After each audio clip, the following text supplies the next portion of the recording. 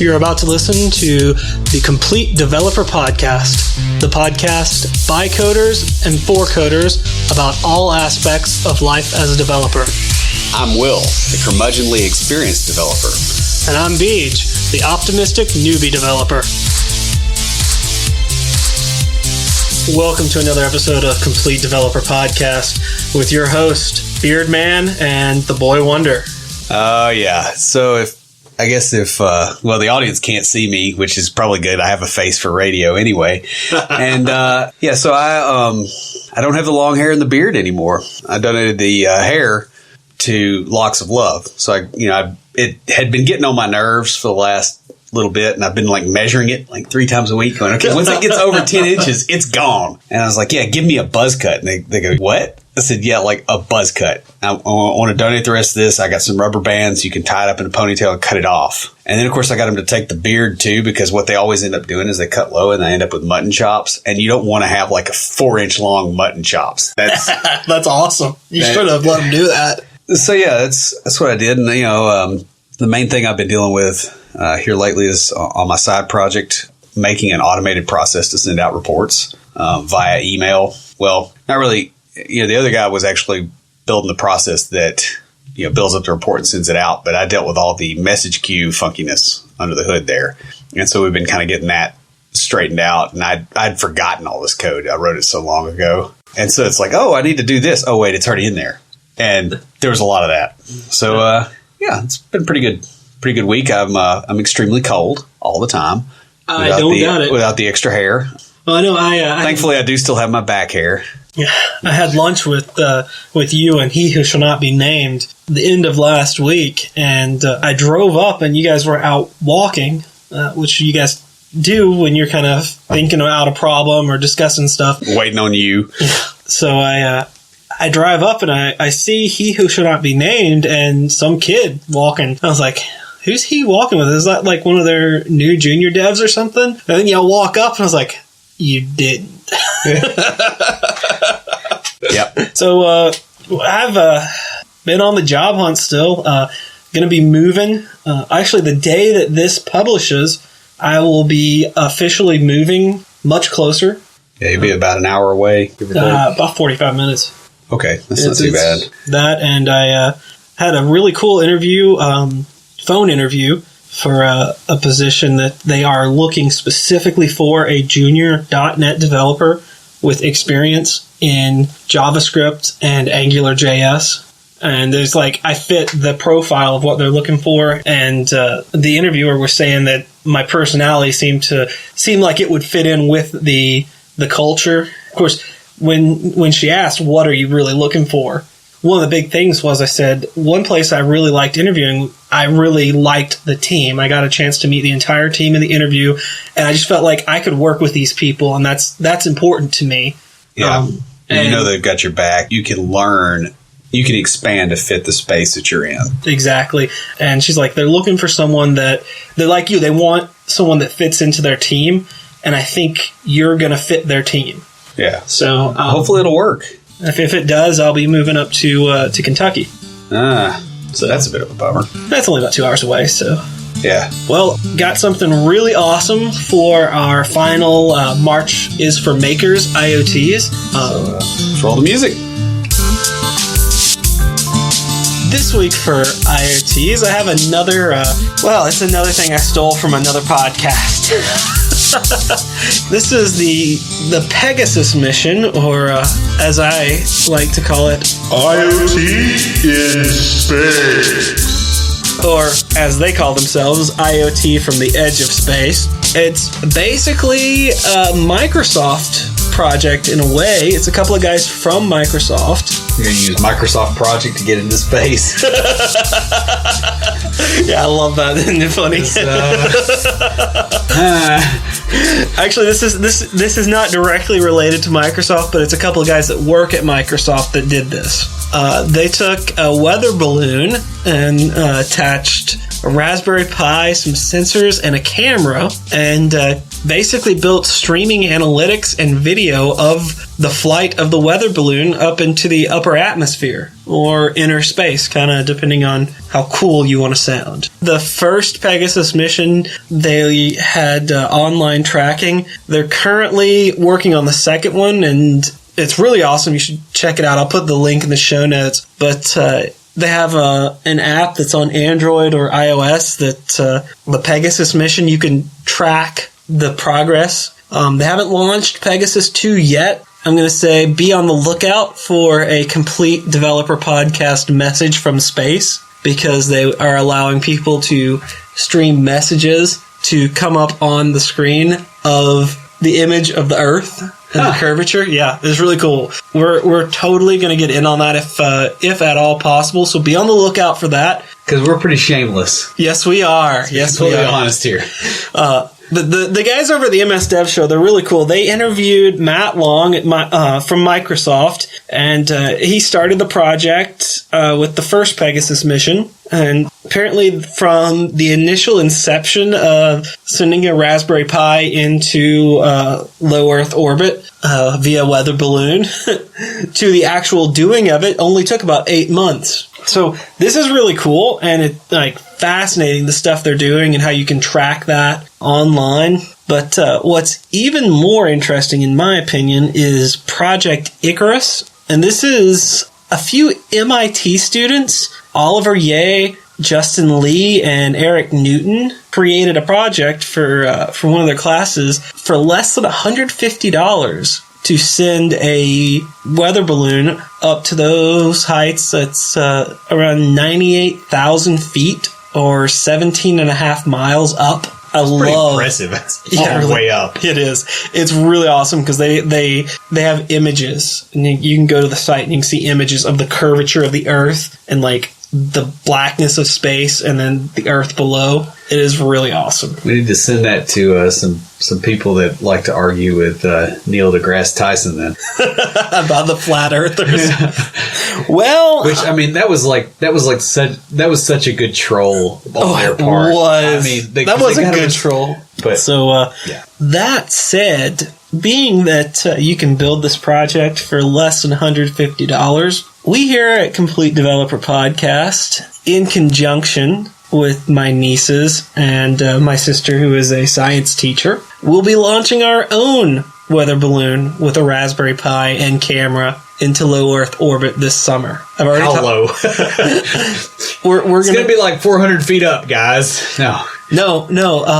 If your payload is under 4 pounds, it is legal to send that up via the FAA. Really? Yes. Because I guess they're basically like, well, how high could you actually get it? Yeah. And let's keep that out of commercial flight paths anyway. Oh yeah, no, that's you don't want to be the example case on anything. No, their website has a whole thing to track your path so that you don't go into restricted airspace. Huh. Oh yeah, there's a whole thing on this. We are, we're going to build this. I've already talked to my sister, and we've started looking into it. Like the weather balloons that will go up that high to get an image of the curvature of the Earth are only about $70. Huh. And you can rent the helium. Not the helium, but you can rent the canisters. It's not like you're bringing it back. Yeah, well, you can rent the canisters full of helium. You buy the helium and rent the canisters. Huh. So more updates are gonna come out as we build this and work on it. And so when I told my sister that this existed, I said, I'd love to do this. Do you think the girls would like it? And she said, I think so, but even if they don't, I want to be involved. Yeah, it's nice and random, and it's interesting. Yeah. So we're going to work on this. Hopefully we'll be able to get everything together for the summer and find a nice launch window sometime around July, because she's going to be coming through here. But just keep listening to the podcast, and more updates will come during IoTs as I talk about what we do. Will, you are looking for a project for us to work on with soldering. Here we go. Yeah. I don't know that my soldering skills are up to the whole low Earth orbit thing, but we'll see. It may disintegrate upon launch. Actually, the project that they used all straight from the store parts, no soldering. Oh, that's handy. Yeah, and I figured we would probably add some extra take a stuff. look at it. I don't know where we can launch it, but we can figure it out. But oh yeah, no, I mean, that'll come later on. But if you are interested in sponsoring it, helping out, or if you just want to bring beer to the launch site, we're cool with that. Yeah, I mean, if you're interested in this, if you're a teacher or anything, email us at neckbeards@Complete Developer Podcast. Leave a comment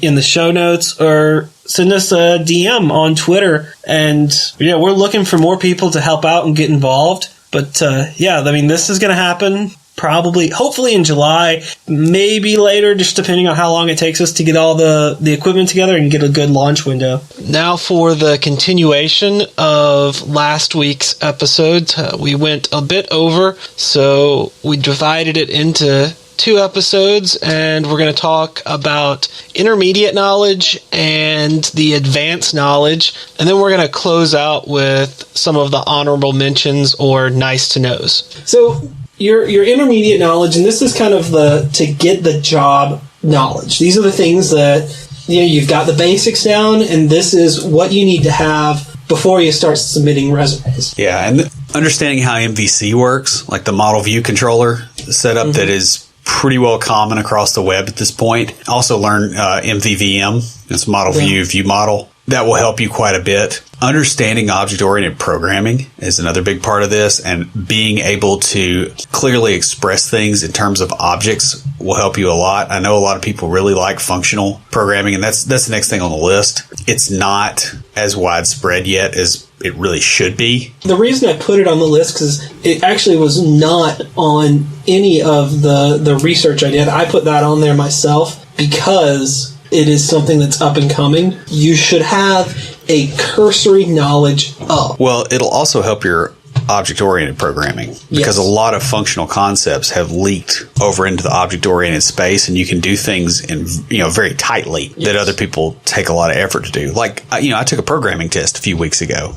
I remember you telling us about and, that. And it was basically a FizzBuzz type test. Mm-hmm. And so I take this test and I did one line. And the reason is because I was able to use functional programming concepts that have migrated into C#. So this will help your OO programming as well. Oh, I agree. I mean, everything I've heard about it leads me to believe that, and it's why I put it on there, why I am learning some of the functional concepts. Yeah. And, the next thing on the core concepts is Agile versus Waterfall, and being able to enunciate why both of those are terrible, because we really don't have there's no good way to design software right now. Like we are still an industry in its infancy, and you need to know why things are laid out the way they are in Waterfall as constructed by the industry versus what was in the actual paper that the dude wrote, which was basically Agile. It's really stuff that falls out of the way that organizational design has changed. Like we think this is about programming. It's not. Mm-hmm. Right? I mean, you had the whole waterfall thing, which was basically 19th century industrial mindset. I have to plan out a production line because these pieces are big and heavy and they require workers to put in place. We don't have forklifts and hydraulics. And it's painful to move things. Whereas Agile is the 20th century, build it, learn from it, throw it away mindset, which, by the way, is wasteful. It's also prone to failure in its own special way. So just learn about the two, basically, get to the point where you realize that both of them are kind of terrible, but they're what we've got. And so you're going to be dealing with one or the other. I don't think Will and I should design our own. Yeah, it could be Agile, but it's free. We call it fragile. It's fragile versus water fail. Next is know how to maintain a project over time. Yeah, how to do clean refactoring. Know what it takes to actually get software out there if you're the maintainer. Yeah, and how to gradually improve things, how to leave things better than you found them. And understand that your choices as a developer affect the extensibility and portability of your code base. Yeah. So what you do originally is going to have long-lasting impact on the code. Yeah. You learn this as you go, right? Yeah, you learn about the mistakes you made. And this is why it's intermediate level. Learning how to maintain a project over time, for one thing, that makes you valuable. because that gets you that whole institutional knowledge, and you're kind of caught up in there like, ivy vines that are growing into the wall. It's like the wall's going to come down if you pull the ivy off. You can be in that situation. And the other thing it will do is developers that are more senior to you will love to throw crap projects at you because they don't want to do them. And some of those senior people have got some pull. They don't want things to land back on their plate. So, like, if you're trying to edge into a career, this is a way to do it, because maintaining old code will get you there. I've made a career out of fixing old bad code. Like, I have not had a whole lot of projects that have been just brand new out of the box. Of course, if it sits around long enough, even if you start it brand new, it becomes legacy. Like, all code is legacy when it leaves the door. Yeah, I can see that. Next on our list is unit testing. And the first point under this I have is Will is going to rant here. So yeah, you need to know why it's valuable. I would suggest being very careful about making heavy assertions about how it's absolutely necessary in any project that doesn't have it is crap, because you just ruled out 95% of the industry. People write unit tests for things that are really, really painful. Sometimes, half the time the unit test, because it is code, it's also part of the code base and has to be maintained, and people are not willing to commit to that at that level. They just want to say, okay, I want to work on this one part, and I don't want to fix all the unit tests that touch it too. And so I'm not going to exactly rant, but I'm just going to say be cognizant of what reality is versus idealism. Another thing you need to know as an intermediate developer is task and issue tracking. Like, you need to be able to get in and out of a bug tracking system, Jira or, GitHub issues or issue tracker and Bitbucket. Yeah. You need to have a rough idea of how those things work and how they intersect with agile project planning. Just enough to not be sitting there when they say something where you go, what's that? You don't want to do that. And this is something that you can practice on your personal or side projects. And even when you think it's overkill, it's a good way to gain some practical knowledge and some practice using it. On my stuff that I'm doing for myself, I've got little lists of bugs for personal projects. And I do commit messages too, by the way. Like, you want to have the discipline to not only do the bug tracking, but also do the change tracking in such a way that it works well. Like, you want to actually be a professional. I do commit messages, though I will admit there have been times I've been so frustrated that my commit message was, it finally explicitive works. Yeah. Well, I wrote one today that was something to the effect of, the commits will continue until morale improves. And I'm sure that's going to show up on somebody's, punch list. They're going to be like, what is this? And I'm ready for that question whenever it comes. I like to look at the that website that has all the list of GitHub commits with profanity in them. Yeah. Yes, there's quite a few of those in there. They're great. They can be kind of funny. Yeah. Next, speaking of bugs, is debugging. Yeah, actually being able to troubleshoot something. There's a lot of people that can sling code. The hardest problem to solve is one that's already in production or that it already exists, especially when you don't know what the problem is. I was taught something pretty early on, said that, debugging is actually harder than coding. I believe that. Which it is. But there's a corollary to this. And that is, if you write the code as clever as you possibly can, by definition, you can't debug it. Yeah, I've heard that before. Yeah. You've heard it from me. Yeah, it's probably when I worked on code that was about as clever as I could do.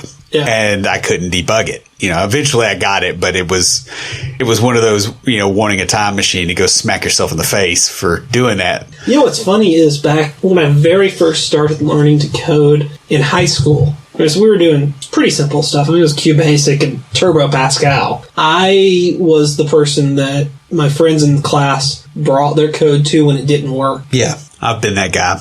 Learn some debugging tools, kind of help you step through the code line by line. Watch how the variables change. Another thing is just use simple logging statements. That's something I've used a lot in front-end JavaScript. Yeah, or anything doing console apps or any of that kind of stuff. Like, be able to intelligently get a dump of what's going on. Well, something that I like to use is just a simple document.innerHTML plus equals. It's working here. Yeah. And I'll usually put a number with that. What's actually sad is I do the alert statement. when I'm debugging JavaScript. Like if I'm really up a creek, and I can't use a debugger, or there's something weird going on, and sometimes it's nice to be able to do an alert and just say, hey, alert this variable, and throw it up on screen, and not have to put breakpoints and get there. Especially when you have when you get a function that's getting called, and you're like, what's the entry point for this stupid thing? I can't find it. Yeah. You will be shocked at how often that happens. I've done that with alert messages. Yeah. And, understanding, simple logging statements, those kind of things, those will help you a lot. Just in general, just understanding how people log. That's a pretty quick win, honestly, and it will make your programming better. Because the other thing, too, is that this changes the way you write code. Because you're not going to do a whole bunch of stuff like, 15 operations on one line, because now you can't debug it. If you actually set a breakpoint, you're not going to find IDEs that do a very good job of handling it in one line. You're going to make your code simpler. It changes the shape of your code. The same thing as unit testing does, by the way. I've had that problem with unit testing where it changed the code and it made it... It changes it more than I would like. Yeah, the last one is project management. Like, the whole thing of estimations that kind of builds into project management, and being able to determine things like what is your critical path as you're building something, like what parts are required for other parts, and lining those up and doing estimates on those. Because if you have all the pieces and what their predecessors are and how long it takes, there's a line through there where if anything gets disrupted, the end of the project gets pushed out. Yes. Versus the parts that can kind of float. This is kind of one of those critical job skills that even if you're not managing the project, understanding project management work is good to know, because it will endear you to the manager. Well, and that's how you get to be a team lead, which actually I saw that on my employment contract the other day when I finally got it. That was that. Now, he who shall not be named is also a lead dev, but I thought that was interesting. And, and I do try to focus from a project management standpoint to some degree, but that's new. That's awesome, though. Yeah. Congrats, by the way. There are a few things on advanced knowledge as well that you put here, and when I put this together, these are basically kind of some things to help you stand out from the crowd when applying for jobs. Yeah. And so data structures and algorithm development, like you need to, I almost hate to say this, almost hesitate to say it, is understanding the big O notation for algorithms, like how fast the growth rate is for execution time, how it scales. I guess the best way I would say this is, get it to where you understand it and then forget the nomenclature.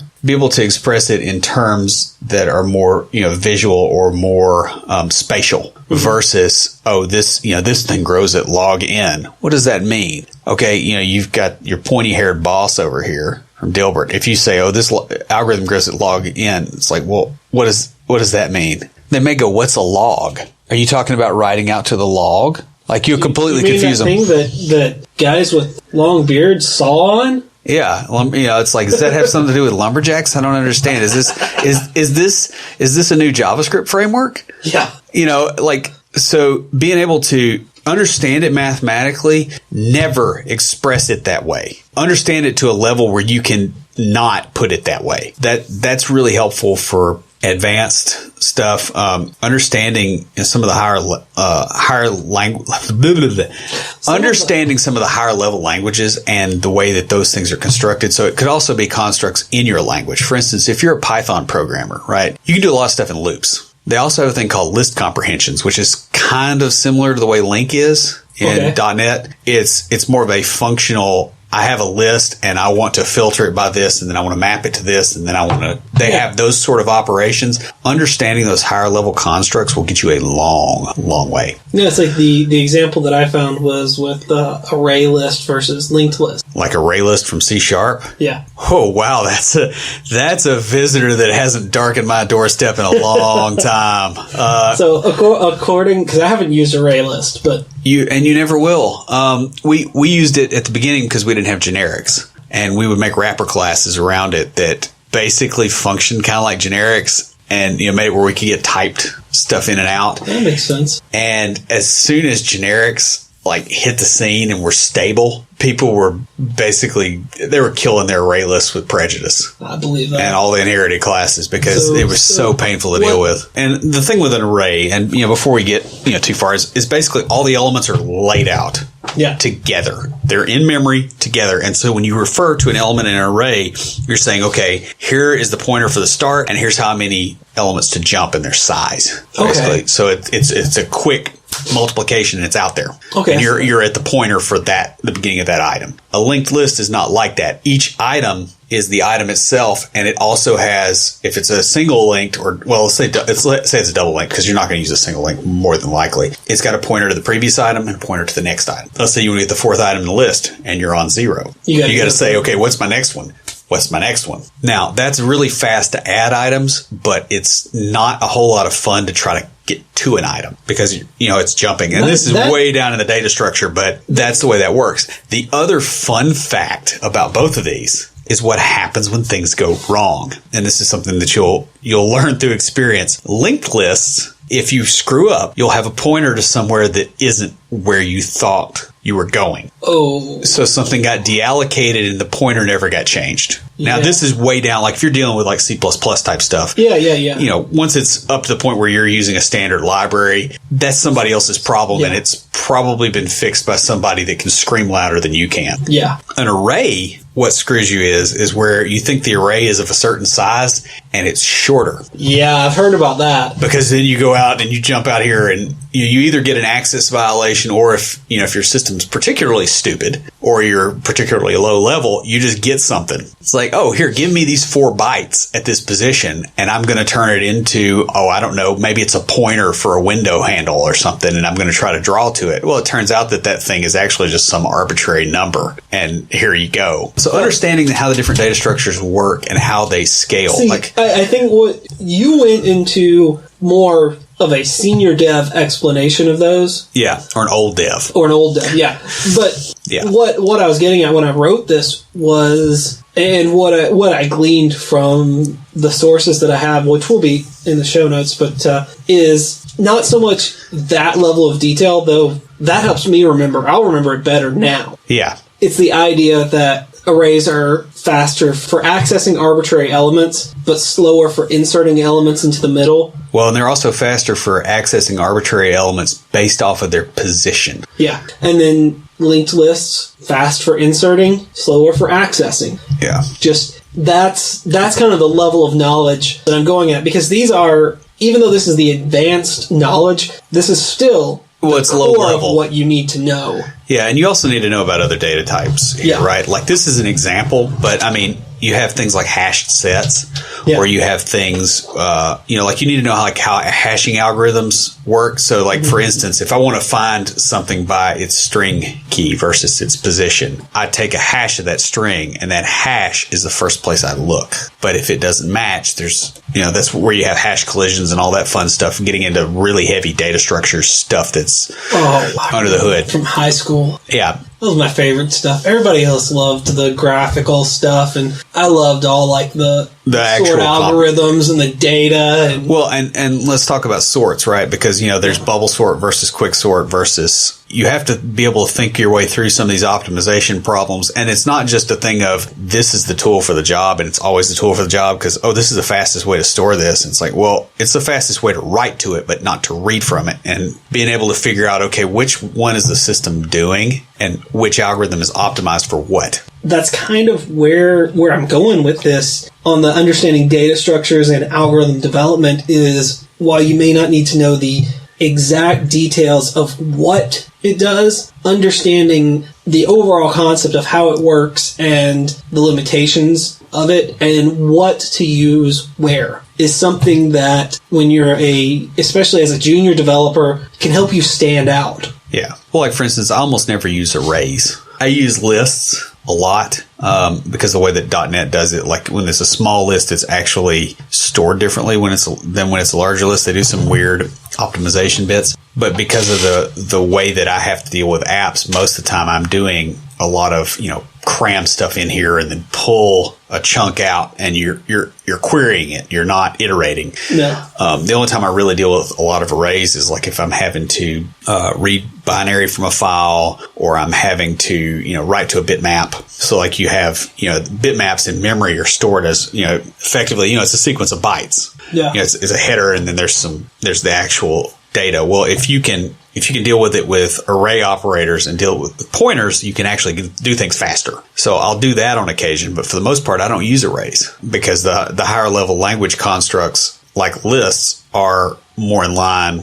with what works for me. Now, if I have to optimize something, I'll jump in there and do it. But most of the time, you don't. Most of the time, there's other places that the optimizations will work. And that's part of the thing is knowing when to use what. Yeah. You know, when you need to optimize versus when you can use a higher level function that may. Well, and I'll add something to this is that you're always optimizing. It's understanding what you're optimizing because there's always a trade-off, right? There's the trade-off of how much cost is there to write to this versus how much cost is there to read. You'll see the same thing with databases, right? You make a table that's got a crap ton of indexes. It's really fast to query, but your writes are slow because it has to write to the table and all those indexes. Whereas you can make a transactional table that you're writing to that has no indexes and it's just lightning fast. But when you query it, you're going to get burned. You'll have the same sort of optimizations in the mix. Like if you're trying to balance between memory utilization and speed. So like, okay, I can store something in a data structure in memory that's very fast to get data out of, but it's going to probably be denormalized or changed in some way that makes it easy to read from. In other words, like, we were talking about dictionaries and hashed sets, right? Like I want to look it up by a string key versus its position and, having to iterate through it. Mm-hmm. Well, what do you do there? Well, you're having to keep an index effectively in memory. Oh, yeah. Okay. Right. So you're writing to more than one place and you've got more crap. This gets even more fun when you have things like sectors on the hard drive that you have to start thinking about because it writes in certain size blocks or it addresses memory in certain size blocks. Like you don't, every byte isn't individually accessible. It's, I'm taking this block of X size and I'm doing something with it. And if there's dead memory in there, I can't do anything about that. Or how it's, paging or how hard drive sectors are lined up. I mean, there's so many little optimization things, particularly between reads and writes that you really have to think about, or between memory utilization and CPU that balance out. And this is actually going to be a problem in data centers here very soon. Because what happened for the longest time, from the beginning of my career, is it was faster to use CPU than to use storage. Yeah. Right. That's the optimization. It's like I can scale out, I can throw more processors at it, but storage is slow. Storage is speeding up. CPU is not going up as fast. Right. What happens when you have two exponential curves and one of them is tapering and the other one's still going up? Eventually they cross. And that moment of orthogonality is where optimizations happen and get interesting. And that looks like that's coming for the data center. And that may not. I mean, things may shift, but like at the moment, at the enterprise level, there's some very interesting things going on in the storage space and in the ability to optimize things with memory. The CPU space is not looking as interesting right now. That optimization is going to have real world economic consequences. With the CPU space, they're really running to the end of Moore's law, to be honest. I mean, they're getting down to, Well, the other thing is there's the electron level. Yeah, everything is getting really small, and so you have a lot of heat problems. You also have a lot of other weird issues. Like you get small enough and, trying to do things tightly, you have issues with interference. You have issues with heat. You have issues with, the fact that you're trying to do things at a low voltage so that you're not generating heat. Mm-hmm. And you have weird signal attenuation things going on. You're getting to the point where you're screwing around with matter at a level that you can't ever look at. And that's a problem. And so, the CPU growth curve has gone up. And the other thing here too is that there's the whole thing about points of failure. Like you can have the fastest CPU in the world, but if it overheats and fails and it costs you $1 billion, guess what? That's not a good place to be, right? You'd rather have, several 100 million Raspberry Pis if you can split the load across them because you can split the heat load. You can split the cooling and heating costs, which are very substantial in a server. Oh, yeah. In a server farm environment. Like you got blowers running, you got all that stuff going. You got a lot of things that are generating heat, a lot of things that are pulling power, a lot of things. You got battery backups sitting around that you have to worry about catching fire. Mm-hmm. I mean, there's all this stuff that goes with it. And the more you centralize all that stuff, the more likely you are to experience disruptions. And so what's happening in that space is trying to spread things out. And really that's the same deal that you have with a lot of things. Yeah. But that's what the whole multi-core thing too. Yeah, it is to a point. The other thing too is you start to run into timing issues with things. It's like, okay, yeah, we can do this process in 4 seconds. It's like, yeah, we can do it in 4 seconds, and then we wait 15 seconds for some other piece to come in so that we can proceed. What happens during that time? Well, either the CPU stops running, or you've got to store what you're doing somewhere, do something else, and then know when to come back to this. So now you got that overhead. You got the extra storage overhead, and you got the extra processing overhead to say, okay, I'm ready to do this next piece. And so we're starting to run into economies of scale that are making CPUs, even if you sped them up. I predict that growth curve and the growth curve of memory/storage will cross each other at some point here fairly soon. But I don't know when that's going to happen. It's going to be interesting. But interesting is a phrase used in the old Chinese curse. May you live in interesting times. Well, yeah. So anyway, get back at it. Modeling things out. Here's a quote from Jason Rowell. Rowell. I'm not sure how you pronounce it, but you have to take a problem that is too complex to understand in its entirety, extract a common set of elements from it, and represent it in a different way. Yeah. I do this with analogies and toilet humor mostly. Yes, you do. And people remember it. But the ability to abstract is the key, is to be able, if you don't understand the problem or you cannot put the problem in a way that you can explain it to other people, you've got to take that down a level, basically, so that you can explain it, so that you can reason about it. This is why I talk about putting things in spatial terms as far as the algorithm thing, is because of just this. It's, I can say this to somebody and I come across as either a gigantic nerd or a jerk who thinks he's smarter than them. Or I can go, hey, this is going to grow faster than this. And what happens when they really grow? And show it to them spatially, and people get that. And so being able to put problems in that format and break things down to the point where it's something you can solve. We discussed this on our conflict resolution podcast. Out of all the things here, what did we do? We kept asking why until we had something that we could control. The 5 whys. Yeah. Right. Yeah. It's however many whys it takes. Well, yeah, 5 tends to be the general. Yeah. The average, and that's why it's called the 5 whys. But yeah. Yeah. You just keep like if you can't understand the problem and you can't enunciate the problem, you break it down until you can, so that you can actually deal with it. You don't deal with a swarm of bees by swatting them all at once. The idea is to reduce complex problems in a set of unambiguous procedures. Yeah. Boolean logic here. Taking real-world problems and converting them into a set of true-false statements. Yeah, or, almost like logic gates and all that kind of stuff. I mean, I have friends that are, I wouldn't say they're on the autism Asperger's spectrum, but they're very socially awkward internally. And one thing that the ones that are successful have figured out is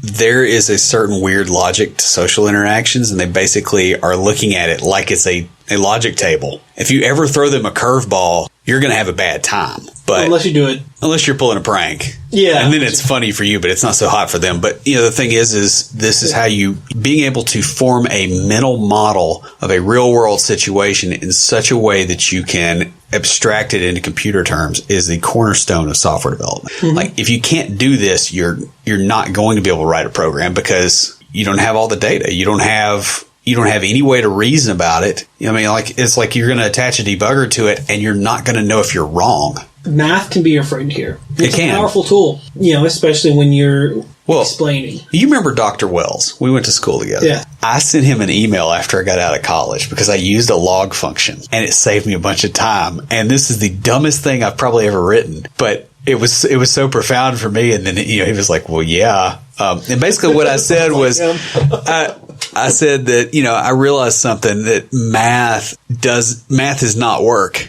Math gets you out of work. Well, that's what I've always said about calculus. And really, and letting that completely click over and going, okay, I could have, because I was dealing with like scaling graphs, trying to figure out, okay, well, if I do this, then this. If I do this, then this. And it's like, no, how about log of whatever, and there's my scaling factor over the data set, and just normalize it. And, that's like 3 lines of code versus hundreds. And of course, I wrote the hundreds first because I was inexperienced, but, I learned. Yeah, that's how you learn, really. Yeah. But yeah, I mean, that's like I've always said about calculus. Calculus is a shortcut for doing really complex algebra. Yeah, it really is. And I think that the complex algebra does need to be taught first. And it's not just because that's how I learned it, but it's like learning vanilla JavaScript before you learn how to use jQuery and other libraries and frameworks. Having that base. Yeah, it is really helpful. And you already talked about how that's kind of similar. I mean, it's being able to appreciate the tool chain that you have that saves you time is going to make it where you can actually use it. Yes. And know when not to use it. Next on our list is search engine optimization, or SEO. Yeah, and especially for web devs, like you don't necessarily have to be a guru at this, but you have to know not to do stupid things. Yes. That's really what it comes down to. Like, make your content discoverable. Understand HTTP so that when Google spiders your website, that it can actually find the content that's on the site. Because that's sort of important. Understand that. Understand the concept behind permalinks. Yeah, between not changing your links all the time. I mean, good grief. I saw a content management system that some dude on the internet was writing, and somehow I came across this thing. It's one of those deals like where you click through YouTube and then you click through 3 or 4 other things, then you end up at somebody's website, right? This guy made a custom content management system. I'm like, oh, that's neat. That's always a fun project, right? And he was doing it in some really obscure, like, I want to say it was like using some weird library that wasn't mainstream within the Haskell community. Okay. And I don't even know how I got here, right? But I'm looking at it, and he did his blog. He built his blog in this thing. Cool. I look at it and I click. All right, I'm clicking around. I'm like, oh, I'll save that for later because I need to go do something else. I come back. The link doesn't work. So I go to the root website. Oh, there's the same article I was just looking at. I click. The link is different. He just broke his SEO completely on a content management system. And there's a lot of developers that really don't realize that a pretty substantial, like some of your most important traffic is bot traffic. Yeah. Is something that is, spidering through your website, looking for links, looking at content, looking at your keywords, doing all that kind of stuff.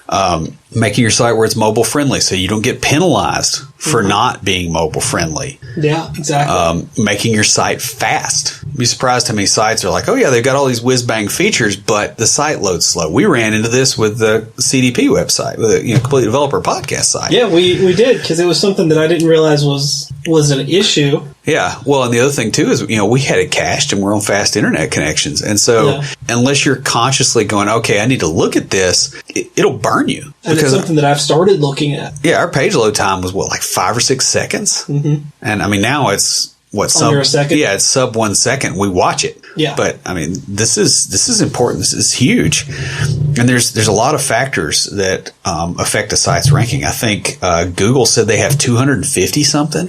Some of those are page load speed. Some of them are keyword density. Some of them are the values of the links coming in. Like if some link farm links you, it used to be that you got penalized for that. And then people started buying links for their competitors and, getting them dinged down in search results. So they stopped doing that. But now those links don't do anything for you. And knowing the difference, still makes a difference because you're going to throw money away. Being able to tie into all the social networking stuff and being able to see how content flows into your system, see how traffic flows in, get a passing familiarity with Google Analytics. Like, be able to at least go in there and go, okay, what percentage of my traffic comes from Facebook? Yes. I'm not talking about, setting up campaigns and doing all the junk, crazy junk that we're trying to do right now. Yeah. Being developers pretending to be marketers. Because that's, but like at least be at the point where you, like on most of this stuff, if you can at least get to where you're first order ignorant, you're better off than 90% of the population. Yeah, you really are. And so the last thing on the list is having a design sense. And that's understanding basic design principles, like understanding, okay, where do I want to use white space? Mm-hmm. How long do I want lines of text to be so that they're actually readable? Like there's a book about this, about UX structure called Don't Make Me Think. That was on the required reading list at my first job. That was either the first or second book that I had to read while I was there.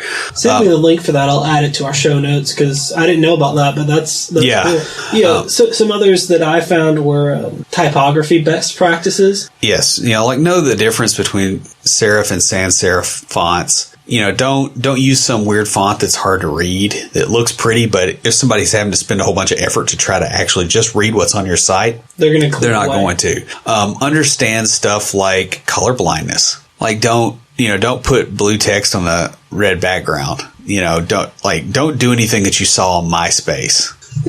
Like that seriously, if you saw it on a MySpace page, don't do it. More than likely, it's probably not a good idea. I think part of the reason that Facebook beat out MySpace was because they didn't have a lot of that stuff. Yeah, because it was actually readable. It was accessible to a wider audience. Understand the Section 508 codes for accessibility. Yeah. Like, how do you structure your links? How do you do things in such a way that people with screen readers can read it? Because those are also the things that your Google bots look at as well, because that's metadata. Yeah, that's gonna affect your SEO ranking. Yeah. Understand how to use images. Don't drop a 3 megabyte image on your homepage. Yeah. Ours was 1.5.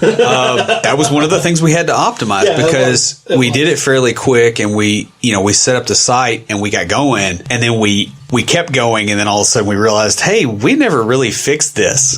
Mm-hmm. And, had to turn back around and handle it. And being able to do that, being able to quickly go, okay, this image is ridiculous in size, or its color depth is too much, or it's the wrong kind of image. Like, I want to have transparency, and I have, a JPEG. Like, being able to understand that at least to a level that is workable is kind of important. And know some basics of layout principles. Yeah. And this is another one that we had issue on our site with, was you went to our site in a browser. And it looked great. Yeah. You went to it in mobile, and the thing that we actually wanted you to do, which is listen to the episodes, was the last thing on the page. Yes. And yeah, we thankfully that showed up in a teardown. Yeah. But I mean, if it hadn't, we might still be languishing on that one. Still, I've Brandy Young at Big Active Audience. I still thank you.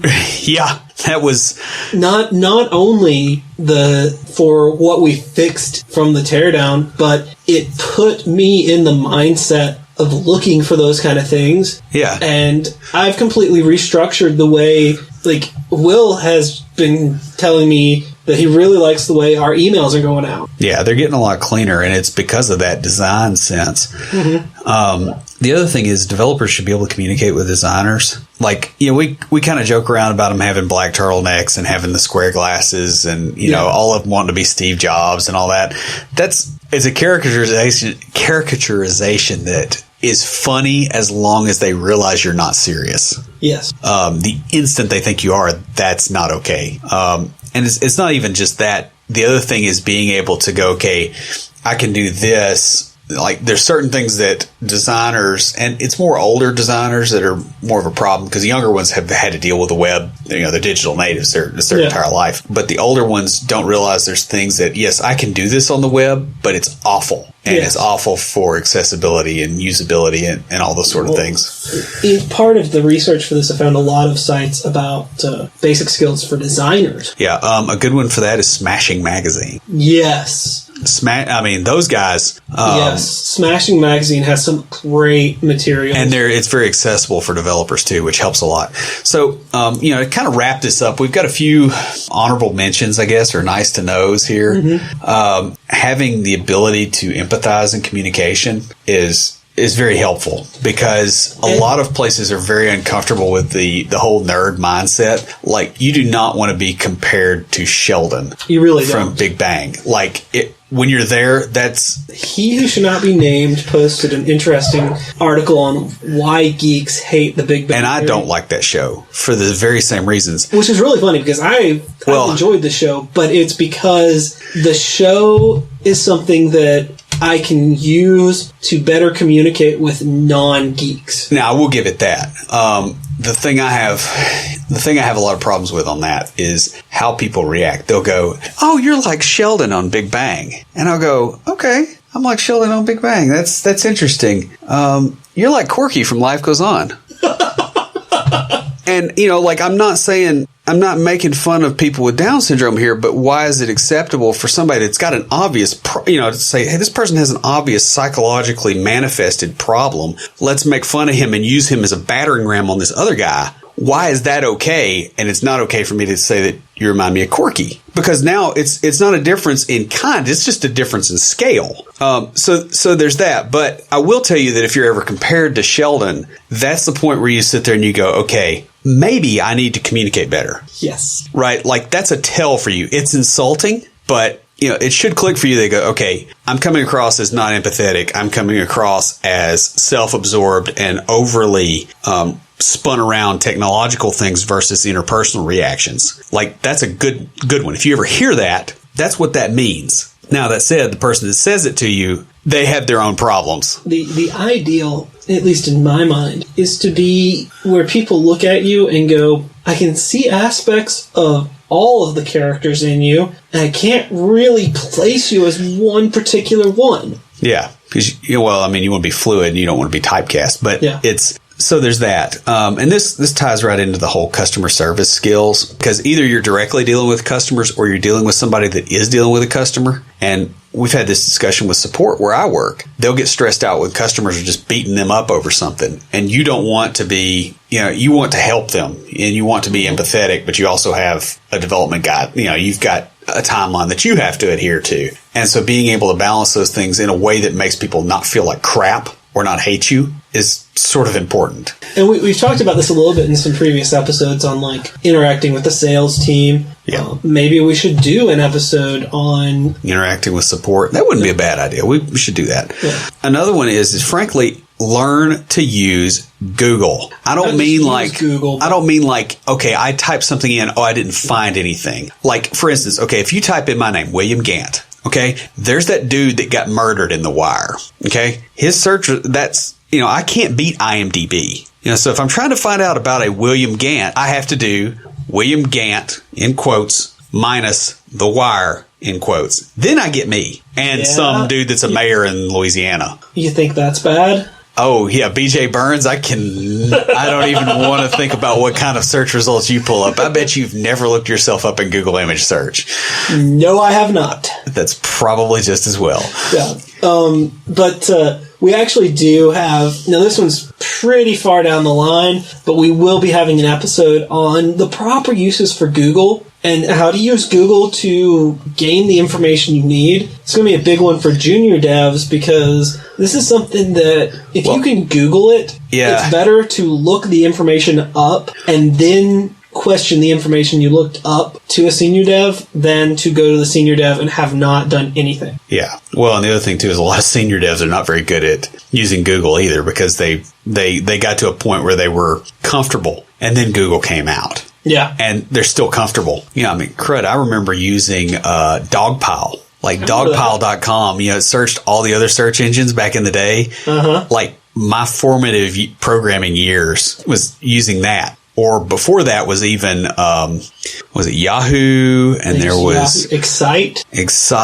And then even further back is like finding stuff on like Gopher and Free Agent and all the way back. And so these guys that have been around. Gopher. Yeah, these guys that have been around forever, they don't have a good grasp of Google. So learn Google.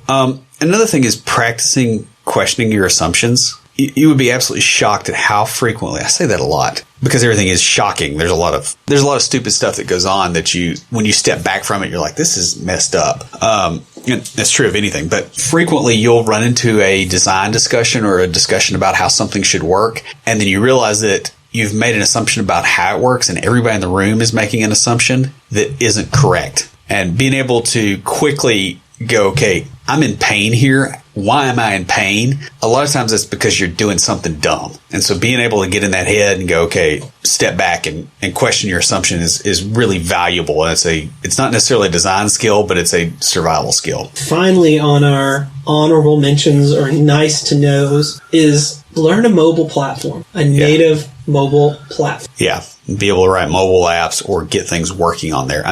Just being able to get a website to be mobile friendly is a huge win. Imagine what you can do when you can build apps. So I guess that's about it. So what do you have for us this week for Tricks of the Trade? there was a little bit of news this past week. There was the whole NPM thing. There was a small piece of code that basically left padded strings that was in a node module and was shared, used all over the place. It was like in the dependency graph of all these apps. And the package management system, it'd been there for a long time. And the guy that wrote it took it down due to a trademark dispute with another company over one of his other packages. If your code is dependent on somebody else's code to be able to run, for you to be able to move forward with what you're doing, you need to have a local cache. Okay, the point of a package management system is to provide you the packages that you're trying to work with. However, that point is not intended to mean that you just go, oh, it'll always be up there because, okay, your internet connection may be down. There's all these failure modes that are pretty horrible. And if you'd had a local copy of the packages you were using in a repository that cached them, you'd be fine as long as it doesn't get wiped. The package management system should be immutable, meaning that you can't unpublish something from it. It should be distributed and should have a failover.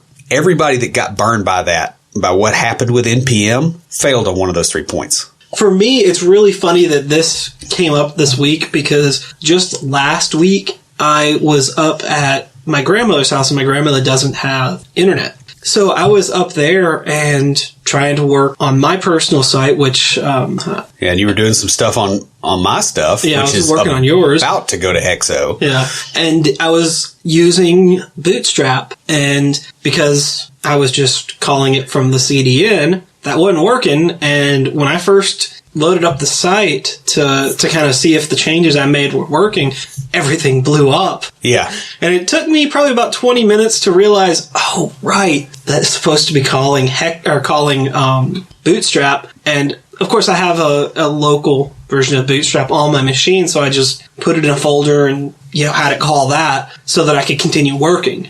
Yeah, and IT professionals in general are very good about thinking about failure modes for the stuff we're building. Mm-hmm. We don't think about failure modes for our own processes. That's a good point. That's a good point. And things that can help us with our own processes. That's why I push the whole code generation thing. This is why I push the whole thing of have your own package management system that you're calling and caches stuff in between, or have some way of doing that. Because again, somebody could just yank the package out of the repository and they can do it right before a deployment. And all of a sudden, you're going, oh yeah, we'll have this out in an hour, and the client's happy finally, and it's, last minute, and your job is on the line, and some dude pulled out this module. Enjoy working on the street? Yeah. Right? Like you need to assume that anything that you're dependent on is run by psychopaths. Because if you assume that, then you'll be protected from it when they do something that absolutely screws you over. Like you're basically saying, I'm going to trust random strangers on the internet with something that could potentially affect my family. Yes, you are. And okay, think about what's on the internet. Just the same week, what was on the internet was a Microsoft chatbot, right? AI that's learning from its environment. And what happened? Well, 4chan found out about it. And it didn't take it very long for the bot to start spouting some pretty profoundly disturbing things, especially coming from a machine.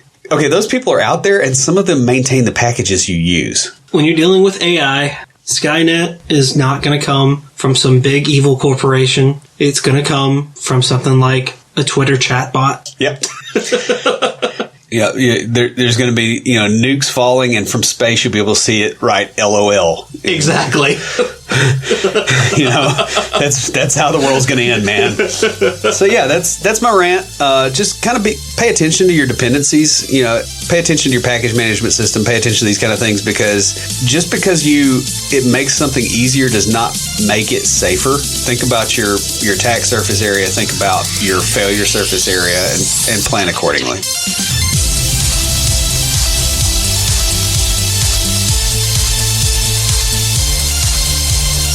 If you have a question or comment for us, please email us at neckbeards@completedeveloperpodcast.com. Our theme music is an excerpt from Stand By for Titanfall by Pure Bells, available on SoundCloud and licensed under Creative Commons. The intro music for IoTs is Hillbilly Hip Hop by Jason Belcher. For references, show notes, and to sign up to our email list, be sure and check out the website at www.completedeveloperpodcast.com. You can also follow us on Twitter at CompleteDevPod and like our page on Facebook to keep up with news about the show. Thanks for listening. See you next time.